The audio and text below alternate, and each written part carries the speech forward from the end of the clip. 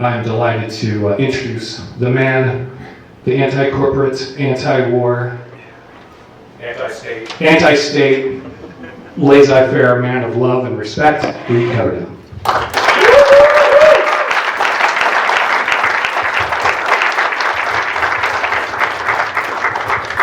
Hey guys, thanks for having me here tonight. And like Canute said, we've been friends for, I don't know, what are we, coming up on a year and a half or 2 years almost, whatever it's been. And it's been great to get to know a lot of you guys. David Iglesias, he and I have hung out a lot. We've been talking about Defend the Guard and various different issues that involve the state and the country. Joe Bookman hosted a party at his house that we all got to hang out, got to get to know each other, and I don't know, it's just been great hanging out with everyone I've met here, and you know, being involved in any amount of events that I've been involved with. As some of you know, I'm actually returning to New Hampshire in a few months, but I just wanted to talk a little bit about Utah. I've loved Utah for a long time.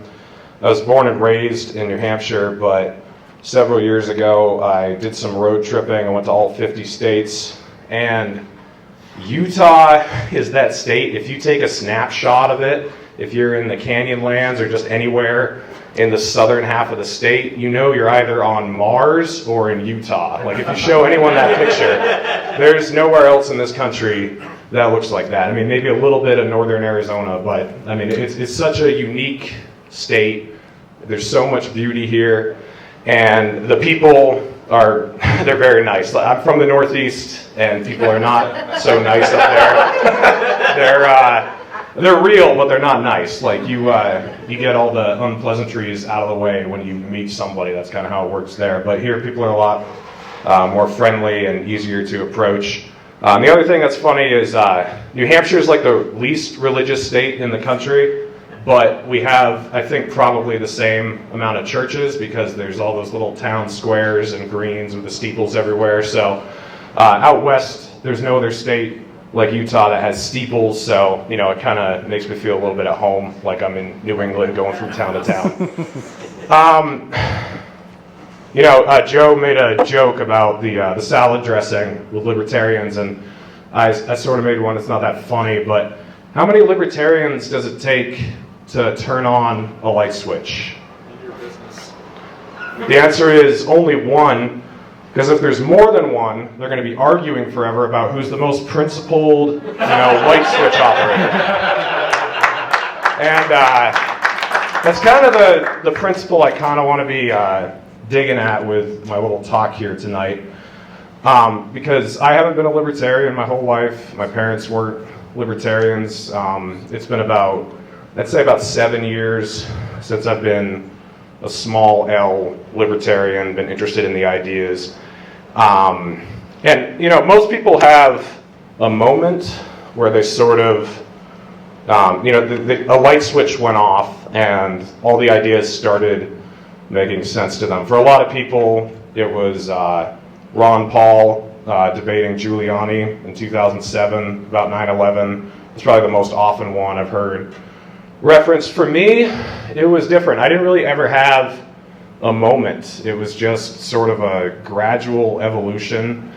I was raised in a very right-wing evangelical family, and that was what all the institutions I went to, the summer camps, the church, you know, and I was homeschooled, so we had Abeka books. I don't know if anyone knows what those are, but very certain point of view you brought up with. So when I was exposed to different ideas, it kind of opened up my mind. But before I started actually looking into these ideas, I just recognized in regular life that things didn't make sense the way they were run. So, do we have any blue-collar workers in here?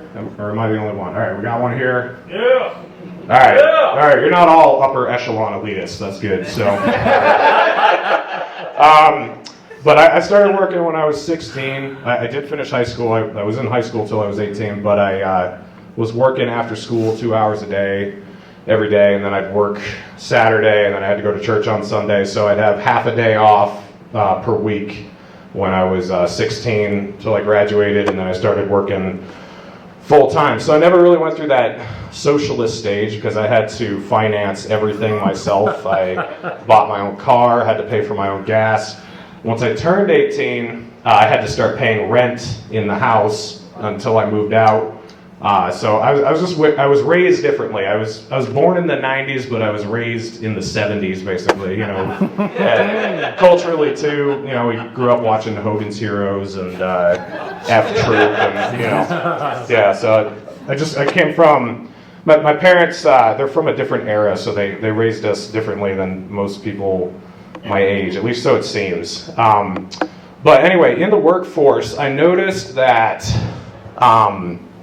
You know, the way that everything was organized wasn't for efficiency, it wasn't for safety, it was for maximum control.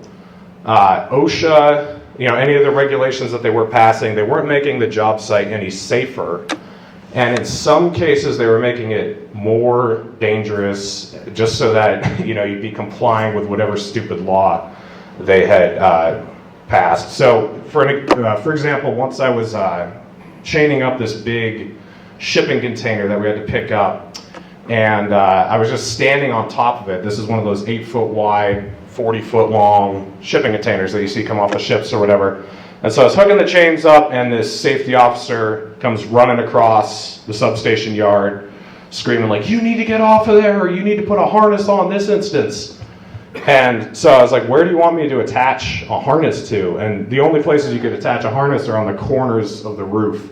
And this thing's only 8 feet tall. The lanyards are 5 feet long, and I'm 6 feet tall. So if I fall off the shipping container, I won't roll, I guess. But, you know, I don't really know what it's going to do to protect me. And, you know, I just saw more and more of this with the environment, with anything, with whatever regulations they would pass to make something easier, or make it safer, or to protect something. The opposite was always happening. And that was what made me start thinking, okay, if OSHA doesn't know how to protect a swamp, why are we trusting the CIA or the military-industrial complex to protect the liberties of people in other countries by dropping bombs on them? Hear, hear! And why do we trust the government to protect us from what pharmaceutical companies are going to do, or what people are going to put into their food, or anything? Why do we trust them at all? They can't even keep us from, you know, destroying a swamp. They, you know, with the swamps, we had to bring in these mats so that the machines wouldn't sink into the swamp, which makes sense. But then you expand the definition of a swamp to anywhere with a cattail within 100 yards or something. So now you're bringing in all these extra mats you don't need. You're burning tons of extra diesel. You're killing everything you're laying the mats on for 3.5 weeks while you're doing the job, when you could have just driven a machine in, done the job, and been in and out in the same day. So I was just like, there's no way the higher up you go, this will make any more sense. So this was around 2014 that I started coming to these realizations.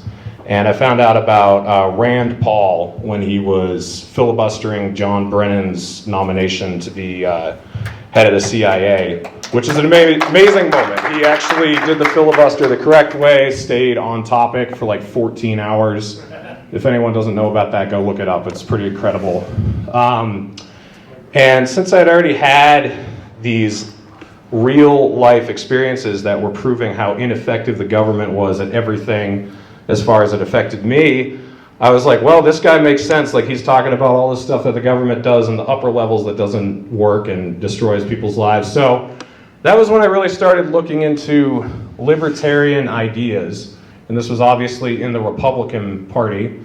And 2015 rolls around, the debates start happening, and he just, you know, he starts at the top and then just goes absolutely nowhere except down. Donald Trump said it pretty well. You know, you were at 40%, now you're at 2, and now you're at 1, or whatever. Like, that was basically what happened. That was the truest thing Trump probably said on that stage. But, you know, I didn't really know where else to look, because I felt like Rand was saying the stuff that really made sense, that he was on target. And then I found out about this Libertarian Party thing, and this guy named Gary Johnson, and I realized, this party kind of represents everything that I believe. They're fiscally responsible, but they also don't want to run your personal life, and they don't want to run the world. They want to bring the troops home. They don't want the government any bigger than it has to be. So I got behind that campaign in 2016, and it went where it went. And then after that, I honestly became a little bit disenchanted with federal politics. It just seemed like such a shit show. No one really seemed to care about what was going on. It was all about getting their guy in power. And then as soon as we had a Republican in power, suddenly deficits didn't matter, small government didn't matter. And then when it was a Democrat, ending the wars didn't matter, getting people out of prison for victimless crimes didn't matter. So I just kind of started identifying as an independent. And I think there are a lot of people who do that. I think this is really important. There are a lot of people who really agree with us on a lot of things, but they identify as independent. And I think that's a problem with us. That's a problem with our messaging, with who we present ourselves to be to the world. Because I had been involved I didn't join the Libertarian Party in 2016, but I've been very supportive of the campaign, watching tons of videos, trying to get people aware of it. But it was just a clown show, to be honest, the whole campaign and the party. Everything was just a mess. So it wasn't something I really wanted to get involved in. But then in 2020, there was this woman running in the Democratic Party who was staunchly against the war in Yemen, against the war in Syria. She wanted to end the war on drugs, and she was against surveillance, and I agreed with her on a lot of stuff, and she seemed to have some amount of integrity. So I became very interested in that. And I was living in New Hampshire, where it was pretty easy to get involved with the primaries because they spend a ton of time there. That state is way overvalued, for as far as elections go. It's crazy. We get a ton of special treatment early in the election cycle.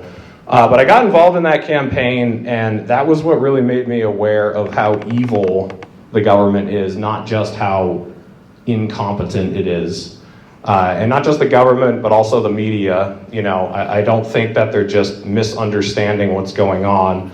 Like there is an intentional effort to suppress voices that they don't like.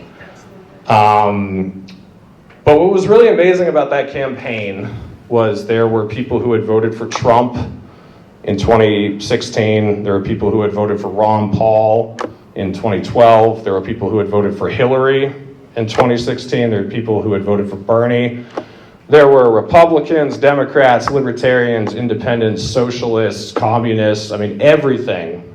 And they all came together around this one woman, around this idea that, we just want to stop bombing the shit out of everybody and just kind of spend money here instead.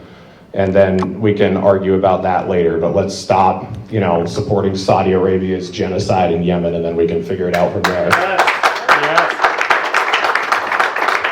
And, that was really interesting because we'd, after events, we'd all get together and go out for dinner. And we had people with just completely opposite views on gun control or climate change or, education, you name it. Like everyone disagreed on all that stuff, but they agreed that we shouldn't be just dropping bombs indiscriminately and that money should be spent in some other way. So that campaign ends, and I finally decide, all right, it's time to get involved in the Libertarian Party. This is the only party that really represents anything I believe. I've already seen what they did to Ron Paul, who represents what I believe in the Republican Party, and then I've seen the closest thing that has ever come to what I believe in the Democrat Party, and I see what they do to that when that shows up. So this is just a losing game. I can't get involved in either of these parties, and the Libertarian Party is for me. So at this moment, I'm thinking, okay, I was just on this campaign where people disagree on almost everything except for this one central issue. And we were able to get along great. So now I'm going to the Libertarian Party, and they agree on 99% of stuff. So this is going to be easy. Everyone's going to love each other. Everything's going to be great. Everyone's going to be like, oh yeah, we might disagree on this tiny little thing over here, but we're not going to let it bother us, because the obvious goal here is to reduce the power of the government. But I was wrong, in case anyone hasn't figured that out. And that always baffled me. And I was talking with Lucky and the guys at the table over there, and Lucky was saying that the unique thing about libertarians is that they're the smartest people in the room, and that they know about the issues, they know what the solutions are, they know what the problems are. And then David said, yeah, that's also their biggest problem, because they're the smartest people in the room. So then we get into all these arguments about who's the purist and who has read the most books, or who knows the message the best, or whatever, and we never get anything done. And this brings me back to my my work life. When I was working on power lines, I was a foreman at the age of 19, and I was working over people twice my age who'd been in the industry a lot longer than I had. And a lot of people hated each other, but when you're on the job, the number one goal is to get the job done. And the job's hard sometimes, especially when you're working with power lines. It's dangerous. You got to get the poles in the ground and the wires in the air and the electricity flowing. So people would have these petty disagreements they'd get into over, someone said something about my hair this morning or something. And you just had to put it aside, because the more important task than caring about what he said about your hair was at hand. And so it was time, to get sweaty and get that hole dug and get that pole in the air and get the electricity flowing. And sometimes people would let the petty stuff get more important than the job. And as a foreman, if that person would not get his shit together, I would have to talk to my boss and say, this guy's got to go. We can't get this job done. He doesn't care about getting the job done. He cares more about protecting his little domain that is created on my crew. And, we have people like that in the Libertarian Party. Some people don't want this party to go anywhere. Some people don't have anything going on in their real lives, and instead they have built a dynasty in the Libertarian Party, and when they see new people join who want to go somewhere with it, they feel threatened. And that's ridiculous. When I worked for this company doing power lines, my goal was to make the company excel more than it already was. And when new people would come along who are excited and ambitious and want to do stuff, that's good for the whole company. And you had different types of foremen in this company. Some people would never teach any of the young guys anything. They didn't want them to climb the ladder. They didn't want them to be successful because they wanted to be at the top. I was not that type of foreman. Day one, I would teach, if somebody had any sort of initiative, I would teach them everything I could. And I would try to make it so that when I leave, I can be replaced by that person. And that's what we need in this party. I mean, there are so many people who don't want to pass any success along to anyone else. And there are people who don't want to share any success and don't want to see the whole thing take off and get better. And that's what I want. Is that what you guys want? Yeah!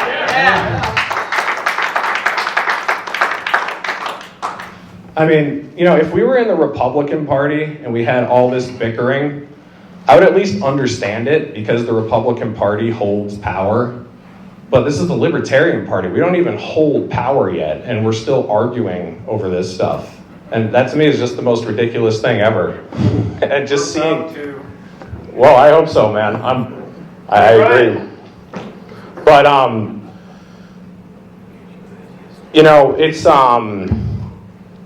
it's hard for me to otherize people, because I've worked shoulder to shoulder with men for my whole life. And if you're just at a computer seeing other people on Twitter that you've never met face to face, it's really easy to hate them, because the only thing you have to relate to them is whatever you've talked to them on Twitter or the one time you've seen them in a meeting. But when you work with people for 50 hours a week, 50 weeks out of the year, you know that these people have families and that they're just real people with their own struggles and their own lives. And with all the traveling I've done, I've been to all 50 states, most of them many times. I've seen the people in all these different states, and I realized that we're all a lot more similar than we are different. Libertarians are unique because we know what plagues this country, we have the solutions to these problems, and we know where the problems are coming from. But if we're just going to argue with each other all the time about who got there first, or who has a more impressive following, or who has the best podcast, or who supported the right candidate, we're not going to get anywhere. And I just want to tell you guys that the movement that I'm part of, I'm in the Mises Caucus, and I know that there's a lot of fighting in the other states. It doesn't seem like we really have that here. I don't know, would you say that's accurate, Barry, that here we've kind of avoided that? Accurate. We're working together. Yeah, and that's a really beautiful thing, and I want to see what's happening here in this state happen all across the country. Because, we're on the verge of the possibility of World War III. Inflation is at record highs. We got thousands of people in jail for victimless crimes. This country is headed to hell in a handbasket, and things are picking up speed. It took a long time for the Roman Empire to fall, but we're in a different age now. It doesn't take as long for empires to fall. The empire is falling apart. And we can return to a republic, or try to rein some things in, or we can ride this train all the way to the bottom and hit hard. And I'm 28 years old almost, I'll be in a few weeks. I got a lot of life left, I hope. And, I would like to see this country continue to be a place of opportunity and a place of freedom. So I would like to see the Libertarian Party become a force for liberty and for freedom. And, like Carl Bray was saying, that's why he got involved with it.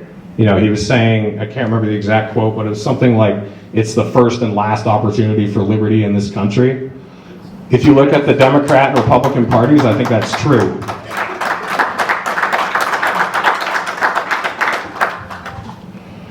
So I'm going to top it off here pretty soon, but I just wanted to let you guys know that's why I got involved in the Libertarian Party, because things are so bleak now, and I do see this as sort of a last-ditch effort and the best opportunity for a vehicle that we have. And even though I'm going back to New Hampshire in a couple months, if you guys want to send me as a delegate to Reno, I'll proudly represent you, and that's what I want to see the Libertarian Party become. So thanks for letting me speak, guys. That's it.